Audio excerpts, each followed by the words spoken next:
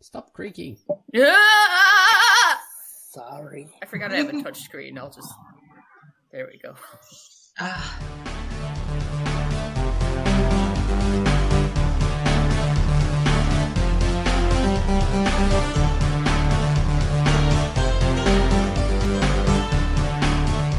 Hello and welcome to the QUACKCAST. This is QUACKCAST number 425. I'm Ozone Ocean, and with me is Pitface. Hi, Pit. Hi, Oz. Hi, Baines. Hello. And hello, Tanserine. Greetings. Greetings to you. Today we're going to be talking about the concept of rip-offs and payoffs, and how we can set something up. It should be exciting, and it turns out to be a rip-off because we didn't do it well enough, or it's a payoff. So that's what we'll be chatting about. But first we have a piss off. Piss off, yes. That's a good one. Piss off. First we have some. Your mom knows about all these things. First we have some things to talk about. We've got the featured comic from.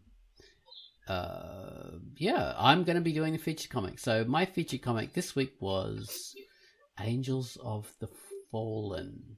So here I go with Angels of the Fallen. Hello, I'm Ozone Ocean, and my feature for the week was Angels of the Fallen.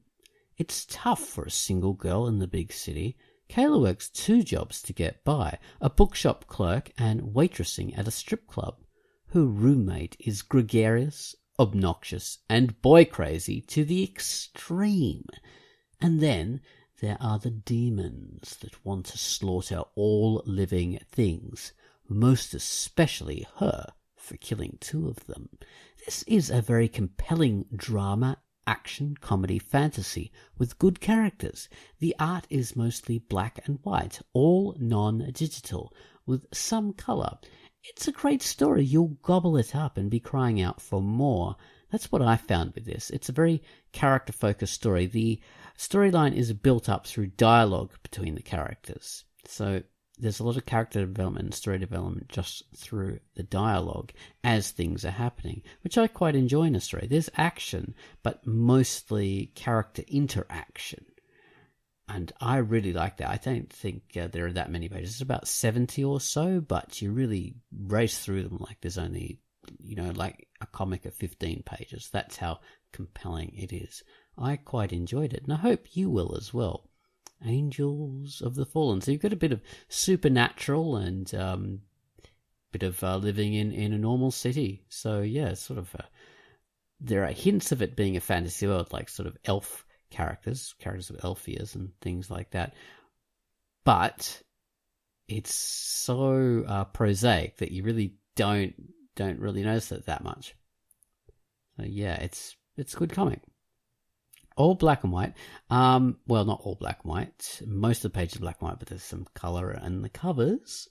So it's kind of a unified look to it, very consistent. And it's analog, so this is not a digital comic, which is quite rare these days. So you can enjoy that kind of look as well. Anyway, read Angels of Fallen by Busty LaRue, rated T.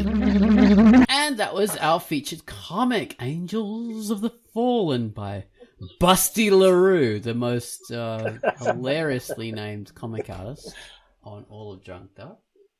Good old Busty LaRue. I love that name.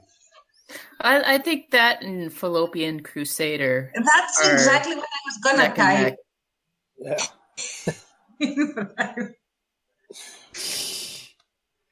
Yeah, it's like that, except she didn't come up with that name. I think that was her husband sort of calling her that in reference to the Simpsons episode. You know that Simpsons episode where I think he gets like he changes his name to Max Harden. Oh, it's Max Power. Max Power. It. And he wants to change Marge's name to something Busty like LaRue. something like that, like Big Tits or something. Yeah, for sure. Yeah. So I think that's where it came from. Oh, well, a bit of an insight there. And it would be a good burlesque name as well. Perfect burlesque name. All right, so next up we have our featured music. Bit of a sad one, but a very honourable one. A really good one from Gun Wallace this week.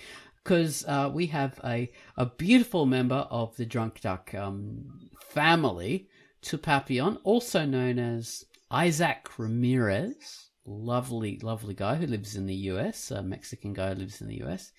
And unfortunately, he died just last week, which was incredibly sad. He'd always been a really, really friendly kind of person. Every time he left any kind of message on the forum or contributed to anything, it was always with sort of amazing humor and insight. So he was such a, just like dropping these bombs of joy whenever he's around. And he'd be mentioning, I've just been in the hospital, suffering from this terrible thing, or I've just had my foot amputated, something like that. But even though it'd be that message, it wouldn't ever get you down, because he'd be just there to buoy everyone up, which was lovely about him. So yeah, I really liked him, and every time he commented on the forums, it was just fantastic. And he'd been in a couple of our group chats as well, when we'd done these special like QUACKCASTs where everybody would be on, like it was like a group thing, and he'd come on as well and just be like just joy. So yeah. So Gun Wallace has given us a Requiem for Tu Papillon. So this is a haunting, sepulchral piece, a deep, brooding, melancholy threnody, Requiem now, that expresses the reverence and sadness we feel for our departed ducker, Isaac Ramirez, aka Tu Papillon. It takes us into the dark shadows of the lofty Gothic cathedral, where the magic of colourful light through stained glass paints the cold stone floor, shining through the darkened gloom, the same way Tu Papillon would always light up the sight with his presence. So take it away, Gun Wallace, with Requiem for Tu Papillon.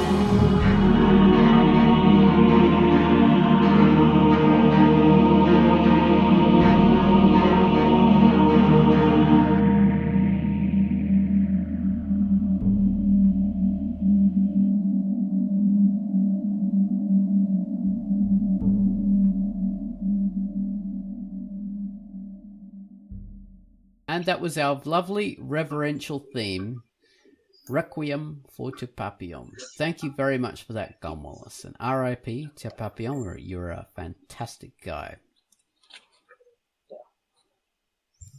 So, payoffs, rip-offs, and setups. Guys, should we talk about this? We just did our great video, which you can watch if you are a $5 and up member of our Patreon. And then you can see us talking about it, and you can get it all fresh, a fresh take, rather than the rehash we have in the QUACKCAST.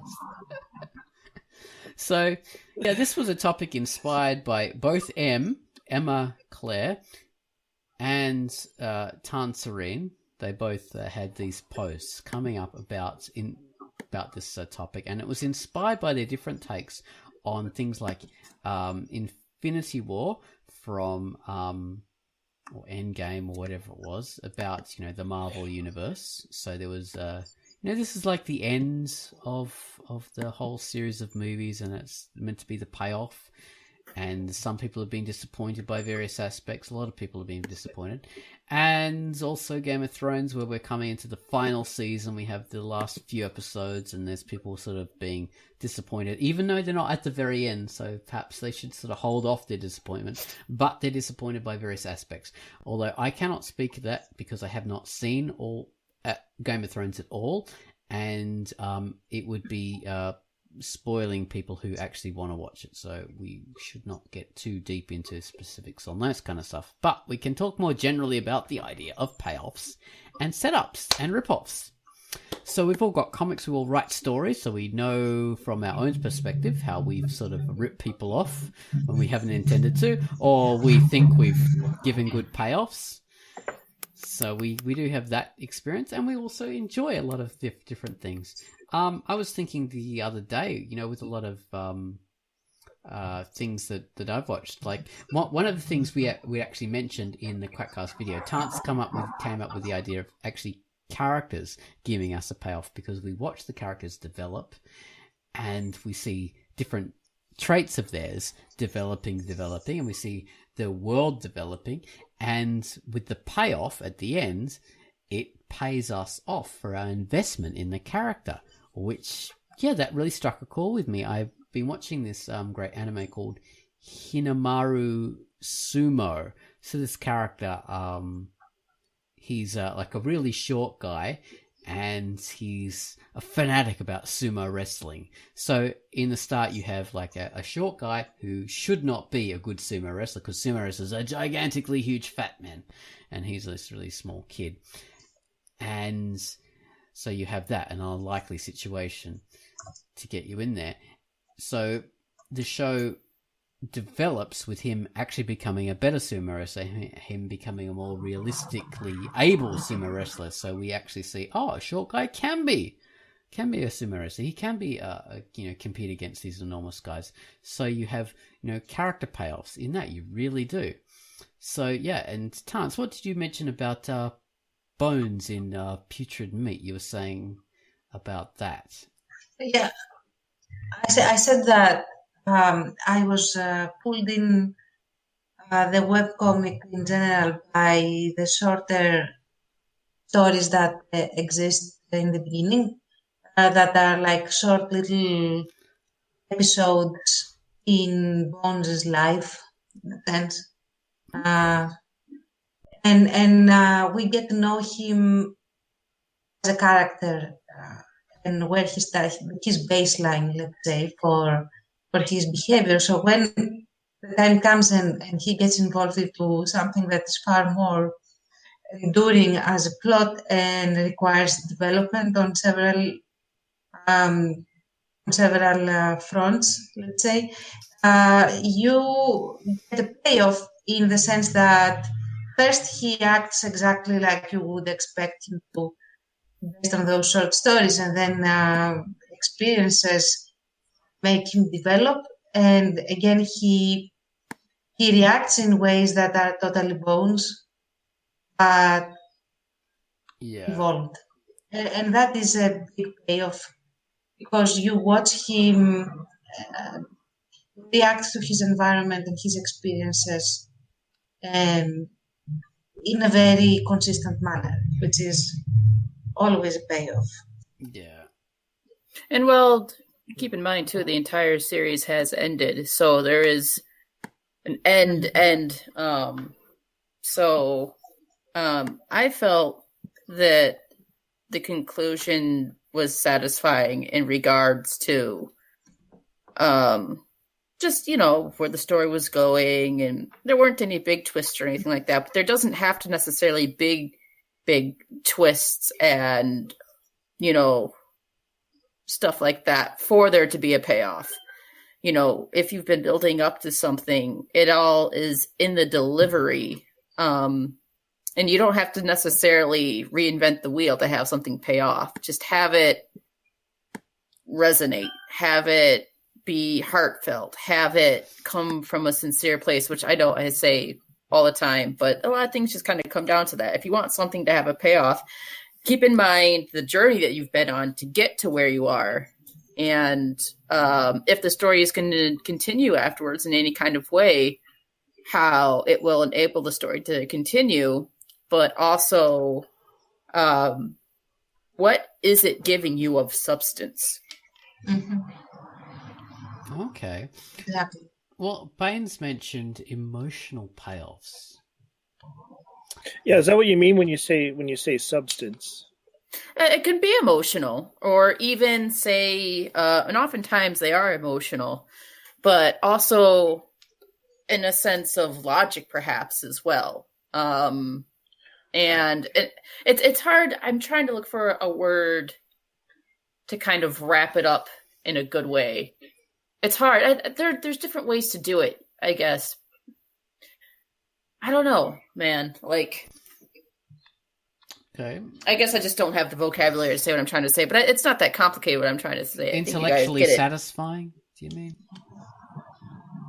I guess so, yeah. Sure. Yeah. There are different ways to have it be satisfying. Yeah. Yeah. And it kind of, like, if it comes out of what you've set up, I mean, this is the whole point of this topic, obviously, is like what have you set up about the characters? What are people kind of anticipating? Not what answer are they anticipating, or what's the actual end going to be, but what is the kind of final conflict, or the like in general terms, kind of like what are people anticipating? What's the story been leading up to? It's some kind of confrontation, or some kind of change in story, or some kind of something the character has been trying to be, that they are now either going to become, or they're going to fail, or whatever. Yeah. Are you coming to that point in an honest way? And it's also, I guess, avoiding like Deus es Mushushu. Deus ex machina. Like, yeah, exactly. It's something that comes out of nowhere, and so that maybe when you say substance, it's like avoiding stuff like that, or adding new powers or something. That'll feel like there's no substance, or it's just like a ripoff, I guess, technically. Asspole, or whatever they call it.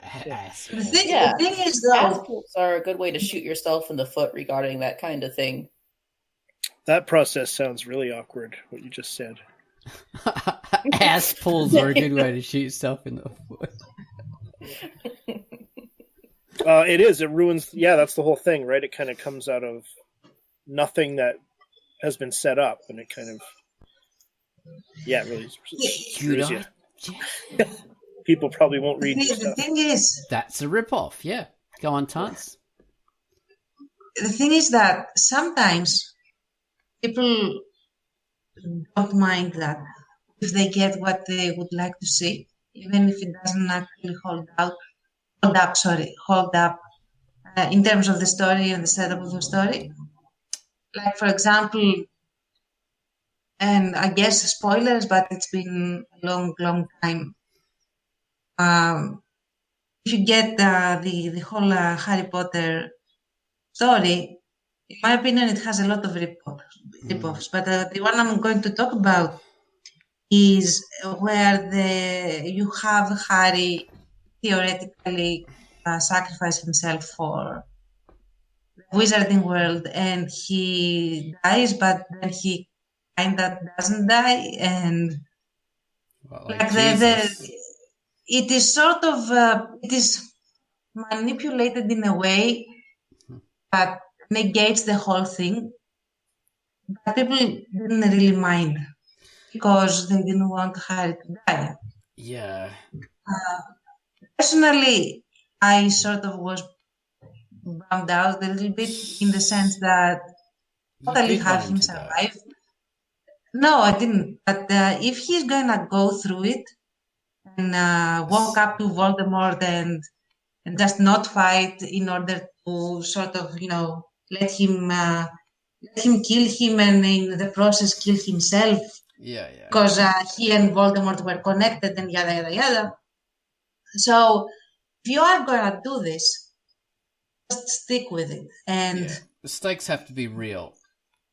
Yeah, if you make it and then unmake it in a way that requires a lot of mental gymnastics, do it. For me, it is an emotional rip-off at least, not a mental one. But what I have noticed is that if people get what they would really like, then they are more forgiving of things like this. So I don't know if that constitutes an actual rip-off or it's it's not a rip-off because people still like it as a result or a resolution. So that. Well, say there's a couple of films where I'm just thinking of examples where I thought they were rip-off at the time, but and people said, oh, but it's the director intention, but it still feels like a rip-off. Say Monty Python and the Holy Grail. That just ends with them being arrested by the police, like an episode of like a non sequitur basically, that was so common in their Monty Python TV show. It was the same kind of thing. They would always be stopping sketches non sequitur, basically because they didn't know how to stop a sketch. They didn't know how to write an ending, and the movie was sort of the same, but they ran out of money, so they really couldn't continue. So they thought that would be a funny ending. But it's also a bit of a rip-off, basically. That's a good example of a rip-off. The Birds, Hitchcock's famous film, that's a total rip-off, the end of that. Because it's like, oh, what's going to happen? Oh, it's up to you, the audience. Maybe they do survive, and maybe intellectually that could be, you could regard that as being, a really kind of smart ending. But from the point of view of just, a dumb popcorn chewing kind of audience member watching it, it's a total rip-off because you want to see what happens when they escape and through. Yeah, I think that birds. I mean, generally, I hate vague ending, and think of it what you like. I don't like that. I want the author usually. I don't like it as a rule. Rules are always broken. But I would like most of the time the author to have the balls to end it as he or she wants, rather than just try to pacify all groups in the audience, which is another thing. And the reason, there are two things that I wanted to do an experiment with when I wrote the article. That was a response, quote unquote, to Emma's. First of all, I wanted to show that this is all opinion. It's whatever it does for you, and whether there is the payoff or there isn't. At least to a very big extent, if we don't want to go all the way and speak in absolutes, to a very big extent, it is whatever you think it is, because you are the one that is consuming the art and you are taking it, and it is whatever it does for you. So going to war over like, no, it was awesome, or no, it was terrible, I think that detracts from the experience of talking about and interpreting art. Yeah. So I wanted to show that we can have like a presentation of both aspects, and both people can be very emotionally invested in what they feel and still have a conversation in a sense. Of course, I have currently defenestrated Emma, and that's why she's not in the cast. But the Witch Queen one. Yeah. Anyway, so that was the first reason, and the second reason was sometimes while the setup and the payoff might be theoretical, at least correct, people might still not feel that they get the payoff that they wanted, because they are focusing on different things, and they need is different while they are consuming the art, the sense. So you have different reactions to it based on the individual. But again, you can sort of take it a little bit more objectively. Say you have a big story like the Marvel Universe where you've introduced all these different characters and they become fan characters. Yes, so you have different individual personal investments in them, but maybe the writers, often when you have a lot of characters, you set up different storylines for each one of them and, a character progression. You have a bit of a Chekhov's gun in there, this kind of stuff. And those kind of things, you do expect them to be paid off because, there's obvious seeds, there's obvious, progression there. And when, say, you only pay off 2 characters or 1 character and you leave everything else hanging, then I think that's a ripoff. I'm not saying that's what Infinity War does, but people have sort of said that it does, and I'm thinking, Endgame. In Endgame. But I have seen, enough movies and stuff to have seen that happen. They go through all these different threads, they build up this, they build up that, and in the end they only pay off like a tiny, tiny little bit of it. And that can be a ripoff. And often the reason they did that is because too many cooks, in that all these people having a say and they say, oh no, I wanted to go this way, I wanted to go that way. And in the end, it all gets cut out onto the editing room floor and you only have this specific thing. And that's how it turns out. Again, I'm like you said, Avengers Endgame, that's just a starting off point. I'm not actually saying that's what they're doing in that film. Because I don't want to ruin anything to anyone, and I haven't seen it anyway. So, yeah. Have any of us seen that film? I've seen it. You have? Oh wow. Yeah. Okay. Of course. Come on. It can be our oracle then. But yeah, no spoilers. No spoilers.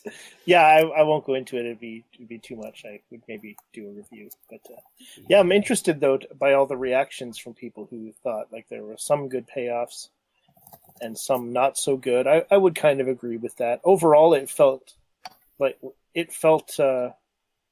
like an ending to me. There are some characters where I hope we'll see more of them because they weren't completely paid off. The characters who went in surprising directions, I was okay with it because maybe those characters will continue and you'll get to see more. Yeah.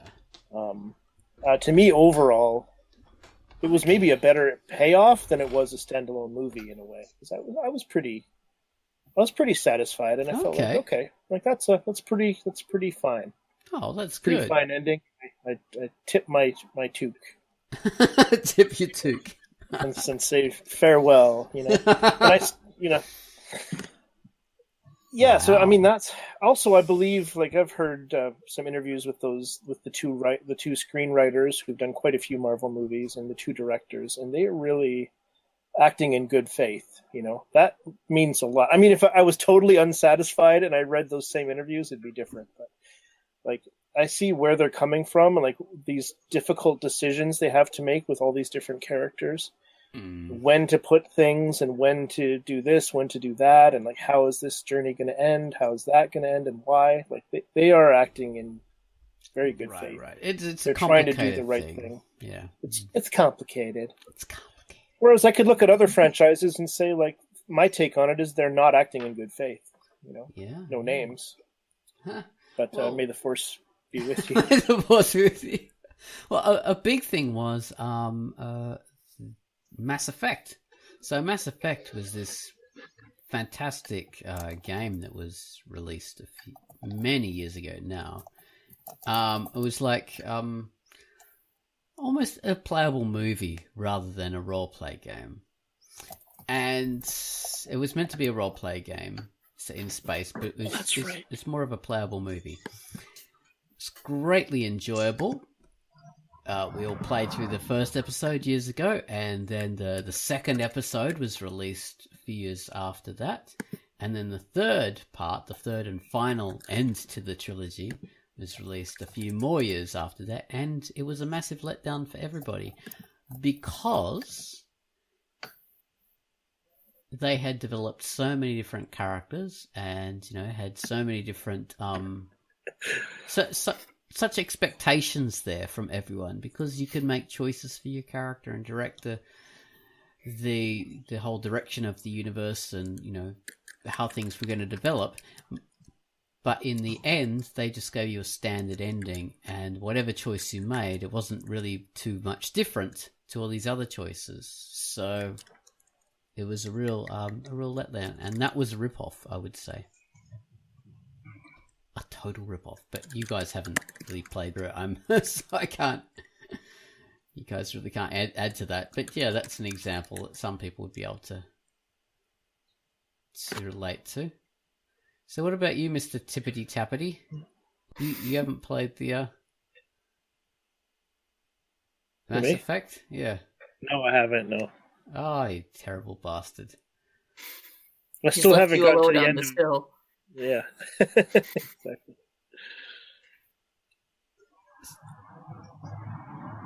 Well, anyway, that was... I'm still waiting to see how Pac-Man pays off, then I'll move forward. That. It's been like decades. I think trying to figure that one out. I might spoil it for you, but I think he finds Mrs. Pac-Man in the end.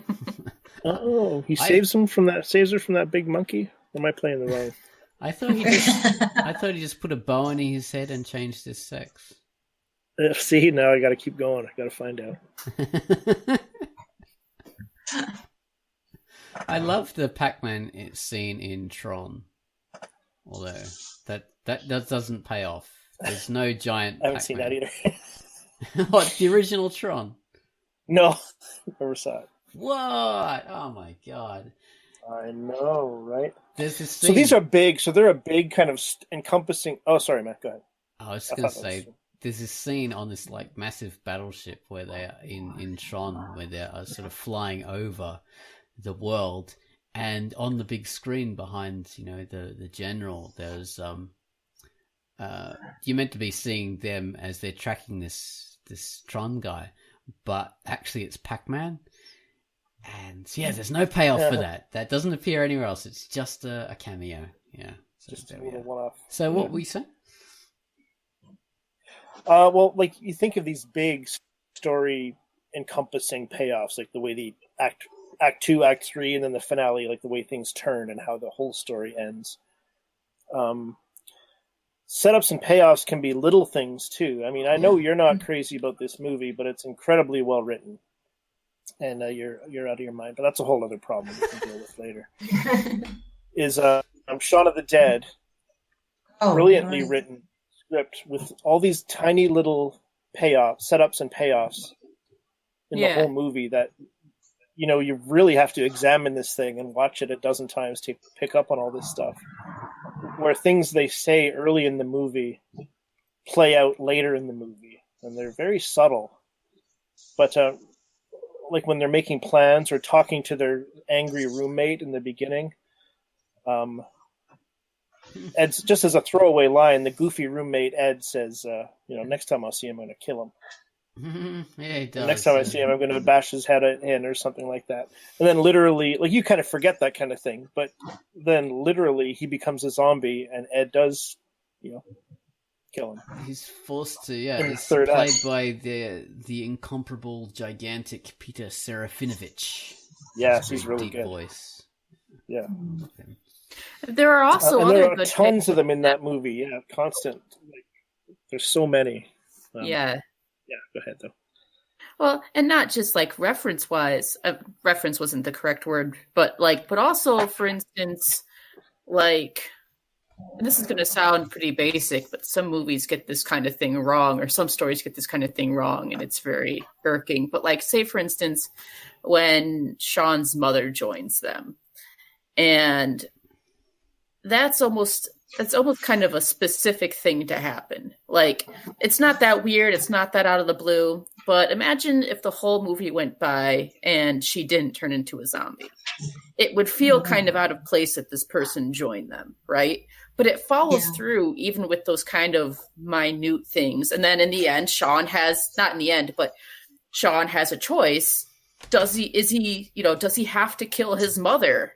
Can somebody else do it? And there's this whole conundrum and stuff. And it fits so naturally with the progression of the movie. Whereas on the other hand, if mother would have joined them and nothing came of it, it wouldn't feel natural somehow. Even in little ways like that, I think why we expect something to happen is because he has his girlfriend with him, yeah. But then when the mother joins, what is that? When the mother joins, it's this it's a big emotional connection in this very hostile predicament.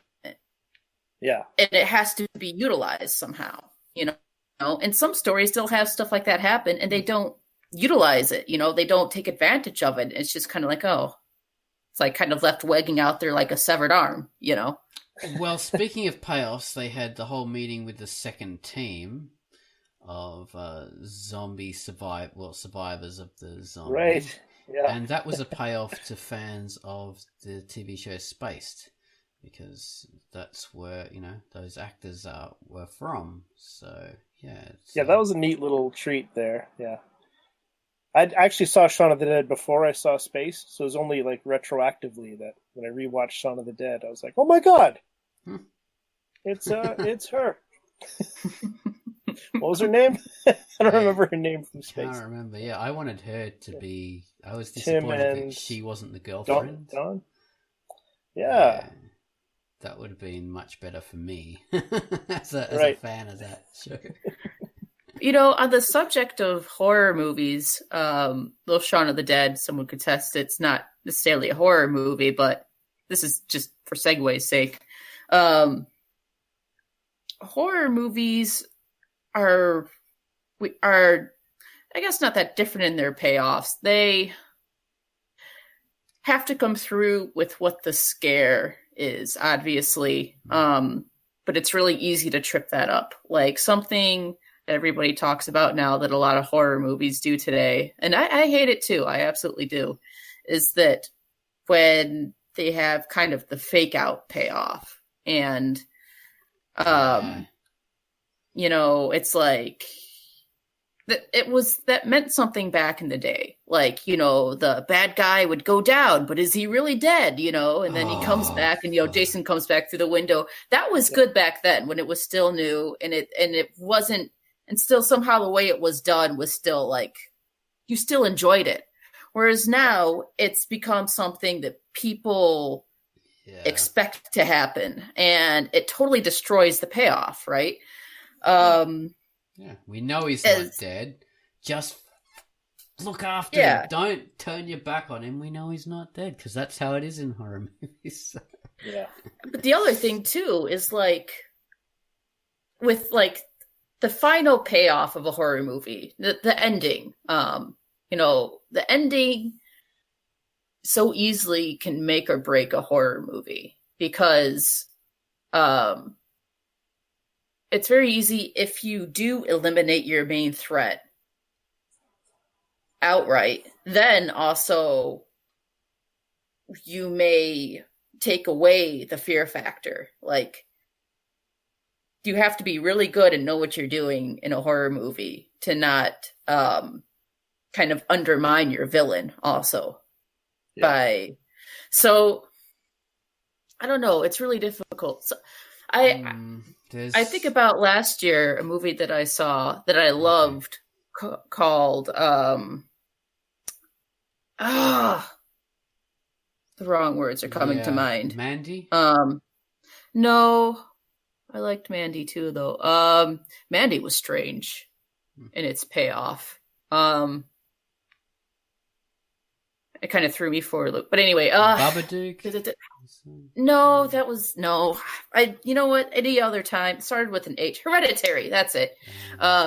Hereditary was really strange in its payoff because the movie does a almost complete 180 from where you thought it was going as like this family psychological horror. Oh, yeah. And then it kind of turns into something else. It's and a vampire. Well, not a vampire, but they weren't vampires, but still somehow it works for some people. I like how it turned off, how it turned. It was really weird though. And it could have failed really easily because it did become just a completely different beast. But for some people, it didn't work so well because what it was building up to wasn't what necessarily came out of the movie. It's weird. Okay. It's weird to talk about unless you've seen it, I guess. But Okay, well, you didn't know. Yeah. It's what they I got to see it again because I was... Oh, sorry, yes. No, go on. I was just having a comment. Yeah, I was a little bit torn on that. I was loving it up till the end, and then the end was so like it took such a turn. I wasn't sure what I thought of it, but I'm gonna have to watch it again because man, it was such a well-made movie. And, it was, which maybe enables really me to forgive it more for having that turn and the way it handles that turn too. It's like it still is a good movie after the turn. It's just like there's this. You have to really think about the movie more than I think, like, and then go back and watch it. Be like, oh, it was building up to this. It just wasn't trying to be like, oh, demons, you know. So yeah. There's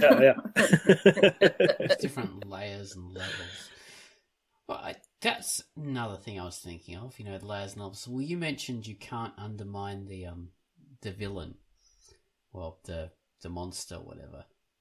But in a horror movie, you need different overlaying levels of threat because your villain cannot be totally indestructible. So you have to have something that's a threat to them, but that thing cannot be, you know, totally a complete threat, or else then the villain's not a threat anymore. So you have to have that layering. It's very, very hard to do, and it all pays off like dominoes in the end. Everything falls into place. But yeah, it's a very careful structure in a horror film, especially, you know, when you do have things that are like, it runs on rails. It's not like, you know, what you're watching Dragon Ball Z or something like that. We have a million like fighters in it. No, who's gonna win over who? All you know is Goku's gonna win in the end. That's the only one. But in a horror movie, yeah, it's way more structured. Yeah. There's also a thing, man, I've had this conversation like so many times with my brother about horror movies, about how great and almost perfect they are for the first 2/3. And then the third act falls apart, you know. It's just so often, even good movies, you know, that are really legitimately scary. It's like having the mystery, like having questions not answered is way more scary than when you're trying to resolve everything and tie it up. Like, yeah, that's really hard to do in a horror movie, I think. To be doing that kind of stuff and still be scary, like take it to a whole new level, which the third acts are supposed to do, and answer questions, at least some of them, and still have it working. You know, it seems like it almost never works. Yeah, it's really difficult. Yeah, it's interesting, yeah, because payoffs, you expect to have questions answered. You expect answers to those kind of things, and in horror movies, especially, as you say, it's more fun when they're not answered, because that's what makes it horror. That's what makes it scary. In fact, you don't know. It's that tension and Jaws wouldn't have been any scarier if it was like, oh, there was like a nuclear accident and he turned real big. You know, do this kind of thing, he'll shrink back down or something like that. Like, that doesn't matter. You know, that takes away some of the mystery. All we know is this big ass fucking hungry shark showed up, started wrecking shit, started like eating boats and stuff, and then, you know, just as mysteriously as he came, you know, it's so fitting the way that shark is done with, because he literally blows the fuck up.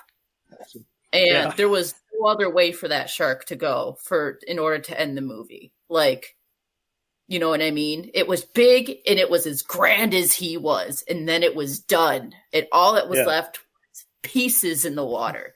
Like, and then, you know, the sequels came out, and that was unfortunate. Which are unnecessary. Well, I forgot about his mother.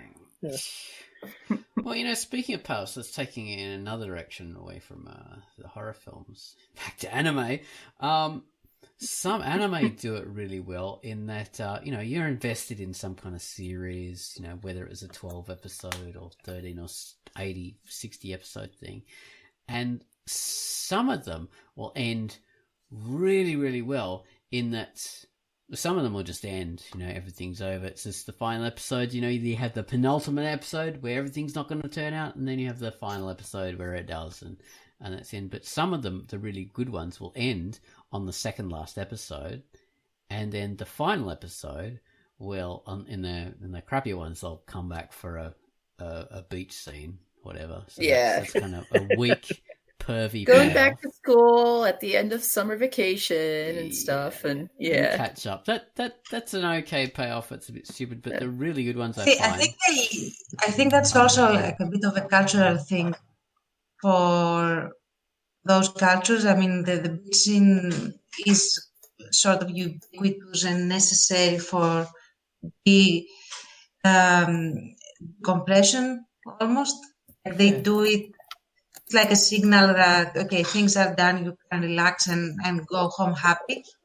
Well, But there is what I wanted to mention here is that some anime really does, and manga as well the subversion of keeping the monster a mystery, which is definitely the way to go if you want to make it scary. But like I'm thinking of the actual manga Monster by Naoki Urasawa, and he has this villain, assassin / serial killer villain.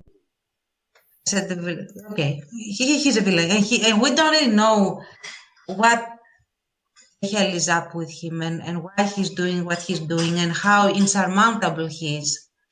But slowly we start finding out. One more. Slowly we start finding out, and that makes him scarier. Like knowing why he does what he does, and how he does what he does. When I say how, I mean how he thinks about it. Makes him scarier. We're actually more afraid of him than before. Okay. Because you know where he's coming from. Because you know what it was that produced him.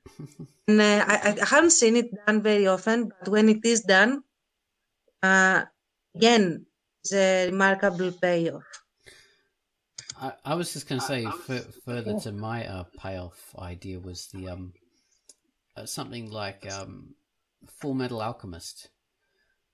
So that's an incredibly long series, and in the end of that, you have, what the resolution, which is somewhat of a payoff, and after the credits, then you have a scenes of what happens to them in their further life.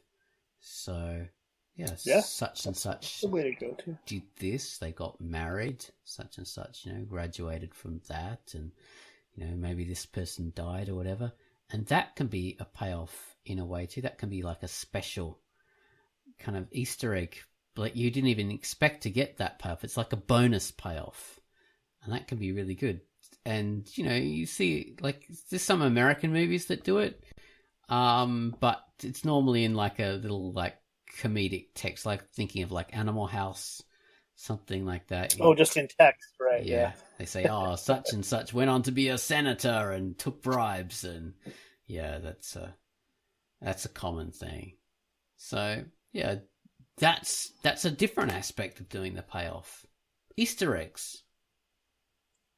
The Marvel movies, they have their Easter eggs as well, which is a payoff you don't even expect. It's a bonus. It's good to see that. It can either be a preview of what's going to come up, like I think in one of the Iron Man films in the end or whatever, they uncovered, like, or Thor, I think, they dug up Captain America's shield in the end, or one of those kind of things. Back in those early Marvel films, they were sort of pointing to what was going to happen in later films, and so like the whole like Captain America itself was a payoff of what they had hinted at the end of, you know, one of those other films. So that's an interesting, you know, version of it too. A whole entire film is a payoff from like a little bonus payoff at the end of another film. So yeah, it can take lots of different forms. Have you guys noticed any weird kind of versions of that? So we've had all different aspects of the payoff. It actually would have been a huge ripoff if they did not, you know, immediately create a film based on those ending scenes. So, yeah. Well, and a big one, early one there is like all these movies were leading up to the first Avengers movie, you know, where all these characters are going to be together in one movie, which was a huge, strange, like pretty unique thing at the time. Like it's crazy that putting 6 or 7, maybe 8 characters together, if you count the villain and Nick Fury or whatever, like having all these stars of one movie seemed like, oh man, how are they going to do this? Is this going to be silly or crazy or whatever? And then it's hilarious to look like 4 or 5 years later where you have like 35 heroes, you know, in one movie, and how big it got and how it, but I mean, the point being, they were leading up to Avengers. Like that was kind of a payoff just by existing. It was a payoff in itself. For these other, however many movies had come before. And unfortunately, we didn't have a movie for Hawkeye or Black Widow. So, right, yeah. Still haven't got those. Not that anyone. I hear they're making Hawkeye. A Black Widow one. I don't know really? If it's true, but I think they're making one. Yeah. I think I heard. I mean, now they're going to do TV shows and stuff, but I don't know. Whatever. Yeah. I'll watch some of it, but like I said, Endgame. This is off the subject, but Endgame felt like quite a good ending to me. Good. I'll see other stuff if it looks good, but you know, initially I said, okay, I don't need any more. That's good for me, and I do feel that way. But then I was like, oh, but if they do another blank movie, I might have to go see that. It's better than Star Wars franchise stuff, anyway. Yeah. I mean, for Star Wars, we're always getting into bloody Star Wars. Okay, but Solo and Rogue One are good additions. So if they'll keep doing that, then that's a good thing. Rather than doing the stupid 3 trilogy thing, where, you know, a trilogy is a thing where you have a bigger payoff in the third movie, and that's what it's meant to be. You know, the first act, second act, third act. So yeah, that's like a whole structure thing where you've got an inbuilt thing where you're meant to give a payoff, and it's not often done very successfully. The third movies are really usually a little disappointing. Yeah. There's always a come down a little bit, even outside of horror movies. Like a lot of times that middle act, that dark cliffhanger or kind of somewhat leave you hanging kind of thing is almost always better. It's probably, I'm trying to think of an example where it's not better.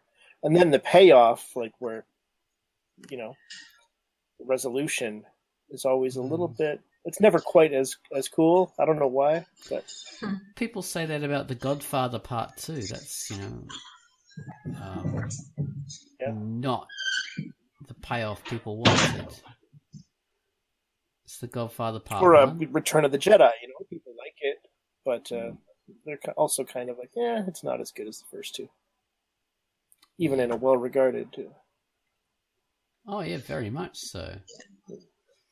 The other thing, though, that is always a ripoff is when you leave a cliffhanger, and then in the next installment, whatever that is, you completely toss it out in the first like 2 minutes. Yeah. By some, like you talk it away or you laugh it off. Oh yeah. That was a thing, but it's gone now. Yeah, that's a good point. That is not. That is totally like wiping out what would be a good payoff. Because those cliffhangers really do build up a very, very easy way to give a great payoff. And when they don't do it, then... And adoption, the idea of a cliffhanger is that you are not only keeping the audience wanting more or less forcing them to read on or to watch on or whatever, but you are underlying something that is important, something that is going to make a difference somehow in the story. And, well, when you don't, when you say, oh yeah, that was just a gimmick, now we have you here, your butt is in the seat, and we don't need to reward you for coming back to this, then basically you are flipping your audience off in a way. So don't do that. Exactly. Flipping off the audience is what you get with a rip-off. And that's what they're doing. So But I have to say, again, I'll go back to Game of Thrones. Why?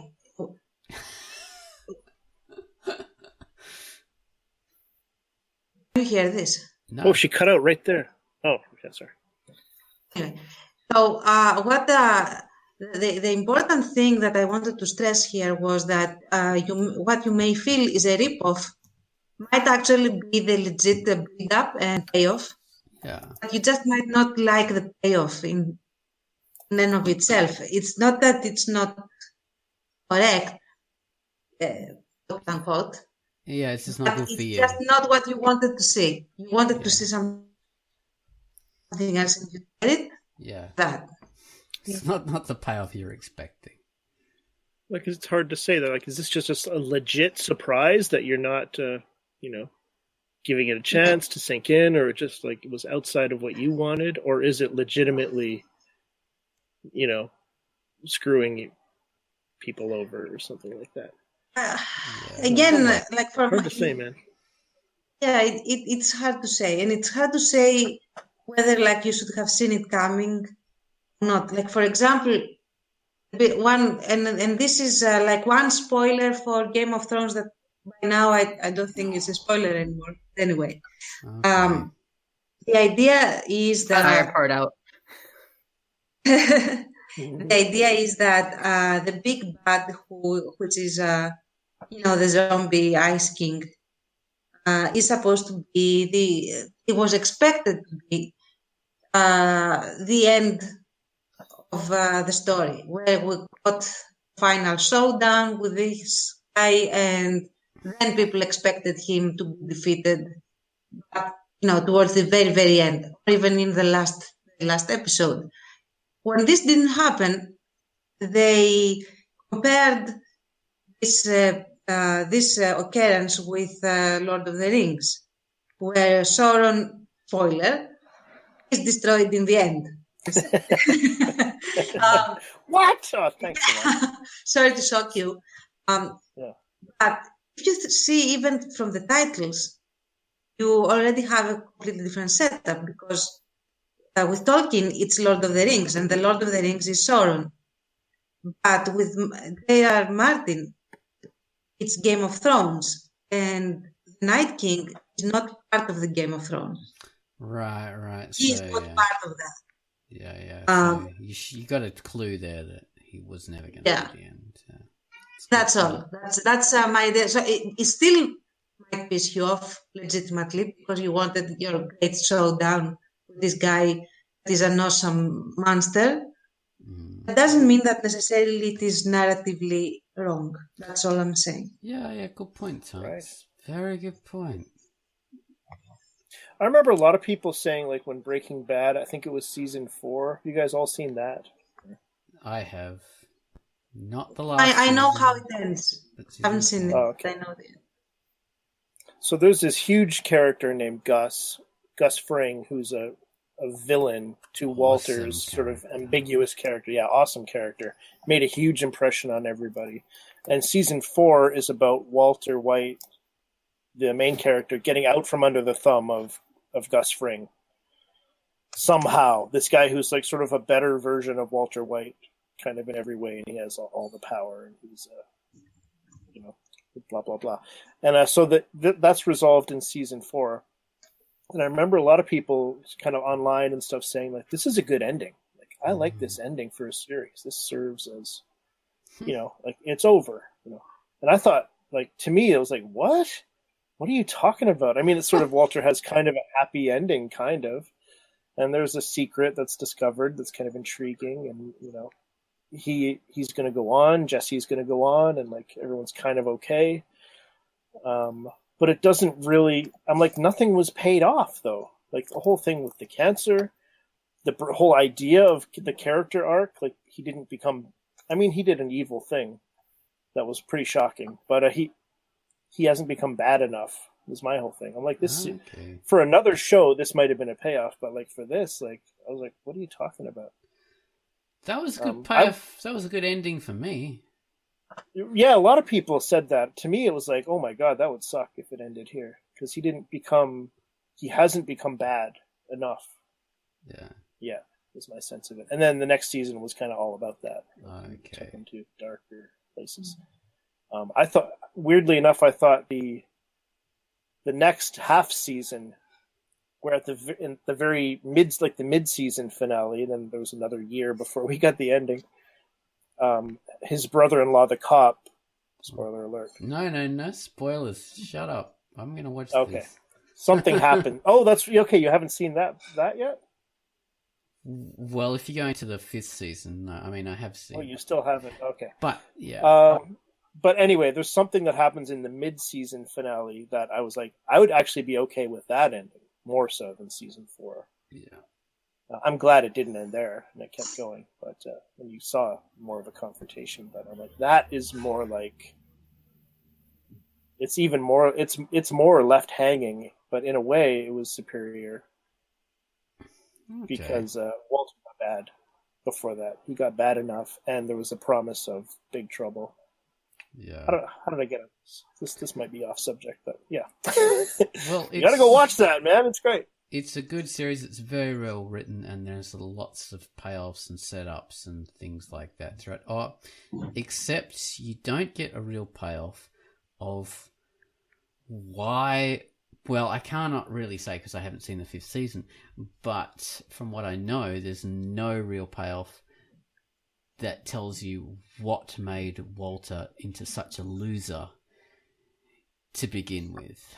We have scenes and hints of it. He was like a very successful chemical engineer or whatever, working with, a couple of different people there. And we sort of get hints that they screwed him over and they became successful and he became a chemistry teacher and a loser.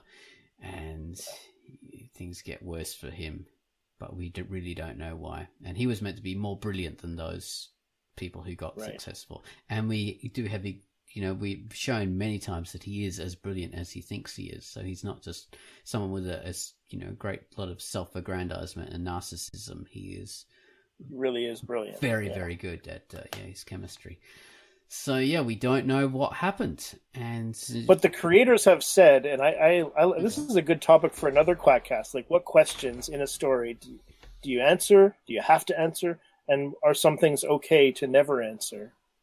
And they're saying, we're not going to answer because it's okay. And we're saying it's okay. So that's it's a good conversation. I think some people say, like, "Oh, it's up to you." Well, it's like, no. You kind of cheated us, But other things I think legitimately are like answers for audiences to decide for themselves. There's certain things I think it's legitimate to leave them ambiguous. I wouldn't have minded an answer to that either, but I'm okay that they left it ambiguous. And the creators have come out and said, yeah, Walter is brilliant, but the whole idea that his partners screwed him over. The writers are like, well, that we only hear that from Walt. That's not necessarily true. And they spoiler alert, I guess, they never do reveal the truth of what exactly happened. They don't go back and show you, like, how did it all fall apart? How and why did he give up? Yeah, To the which level is he did. such a big I'm okay with that thing personally, in the early part but of the it's series. a fair point. But yeah, I think that becomes less important as the series goes on. I mean, they do like have callbacks to it, but it's really important in the beginning of the series because he does become such a loser. He is an incredible loser at everything. He's given up. He's Just given like sort up. of Yeah, and then he gets zombie cancer, walking and it through gets the- worse. He's working part time at a car wash. Students are laughing at him. Yeah. So Spoiler alert! At the end, he's full time at another car wash. So I think it gets a little better.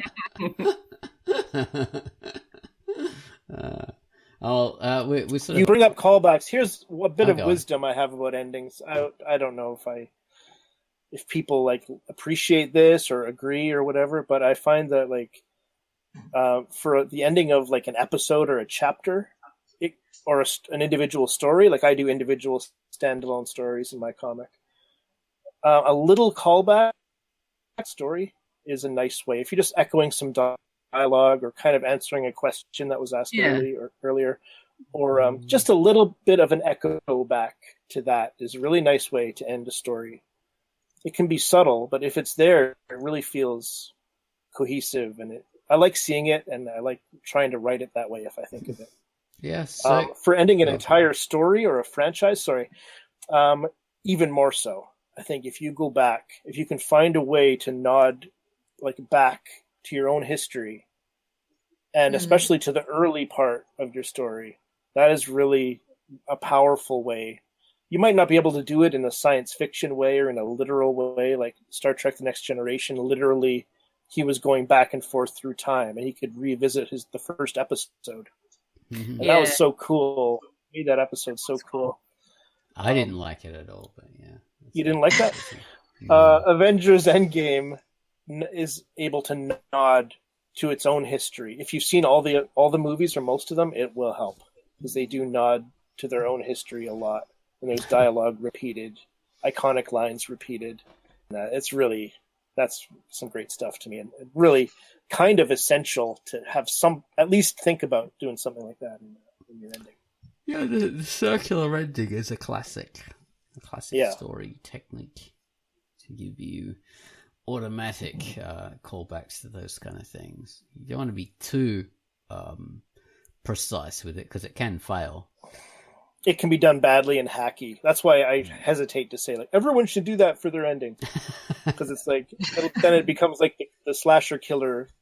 You think he's dead and you turn your back on him and he gets up. It's just like this by rote kind of thing that people do. It's like that's no good. Yeah. It's gonna be done well. Here's another little anecdote about like endings. On Seinfeld, like early years. The guy who played George would say to Larry David, the head writer, like, this is like the script isn't finished. Like you're not resolving the story. Like it just comes to its worst point in a comedic way. And then you never see it again. You never see my character again. It doesn't resolve. And Larry David was like, well, yeah, it's not funny after that. So Yeah. that's where it ends and that's it. Yeah. Leave space for that too. That's a good point. Yeah, don't continue on. Yeah, when you don't need to. You don't need to give people a payoff if humor is the point. You don't need to. It was cool because it also put Seinfeld in that slightly surreal realm as well, where like just next week they'll be back and like they're just back. Yeah. Exactly. He has a new girlfriend and a new problem he's dealing with in the next episode. It's like, oh, okay. Yeah, didn't he kill one of them by accident? Yeah, the wedding invitation envelopes, and she slowly poisons herself from licking all the envelopes. Yeah.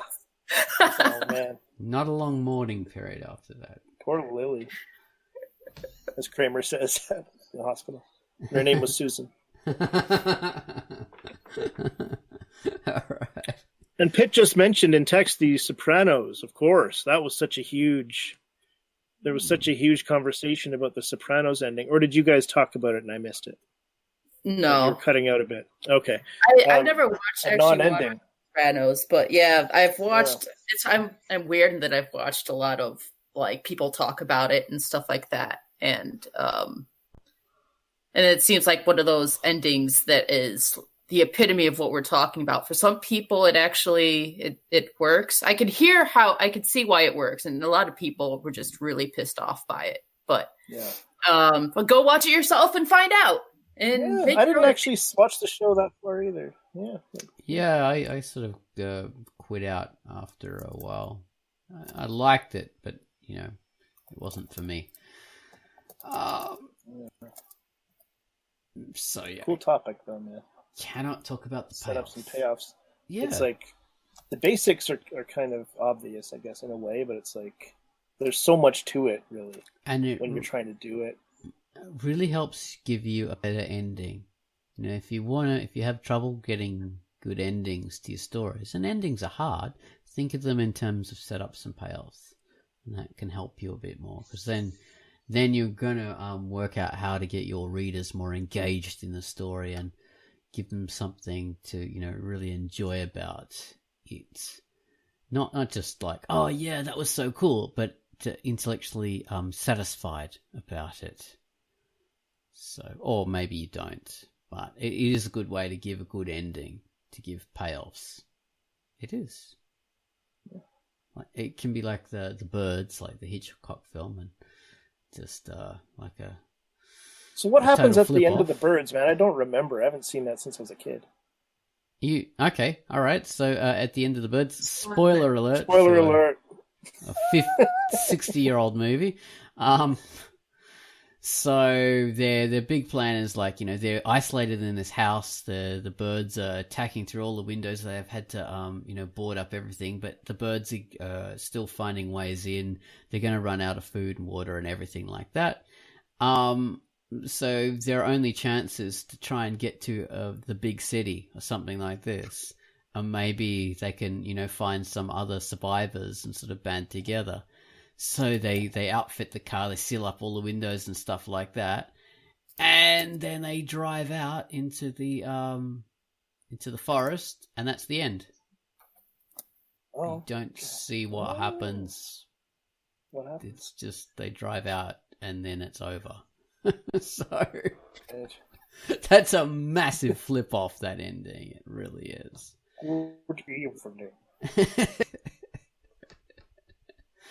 Yeah, probably the worst film for that, but yeah, I think that's a really bad ending personally. And maybe the Dawn of the Dead remake kind of ends that way too, and then over the credits they actually show what happens. Oh, and it doesn't go well for these poor people. Actually, in the short story, not the movie, the birds definitely win. Okay. There's no doubt about that. You see them sort of losing more and more territory as they get more and more limited within a room.